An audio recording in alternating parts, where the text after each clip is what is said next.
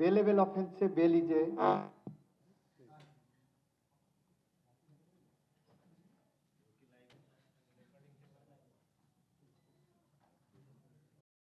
কাস্টডিতে পাঠাতেন তাহলে বলতো যে আমরা প্রিপারেশন করছি।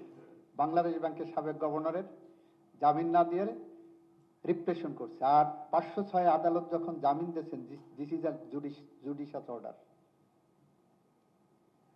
কয়েকদিন আগে আমার সামনে একজন জজের বিরুদ্ধে ফাইল আসলো যে সে একজনকে জামিন দিয়েছে,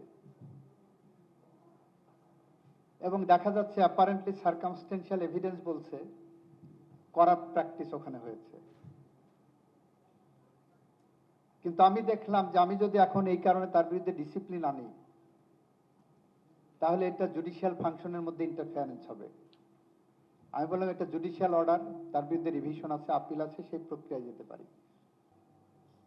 এই যে মিসলিডিং কিছু করে একটা বিভাজন তৈরি করার যে রাস্তা এখানে রেখে দেওয়া হয়েছে, বিএনপি বলছে দ্ব্যর্থহীনভাবে, সুস্পষ্টভাবে বলছে আমরা জুলাই সনদের পথ ধরে হাঁটতে চাই।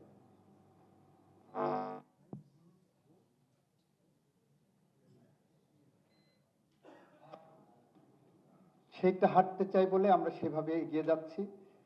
আমাদের উপরে বিশ্বাস রাখুন, আস্থা রাখুন, আমরা সেই পথ ধরে হাঁটবো এবং আশা করি সেই সংস্কারের যৌক্তিক জায়গায় আমরা পৌঁছতে পারবো। আপনাদের সহযোগিতা কামনা করছি।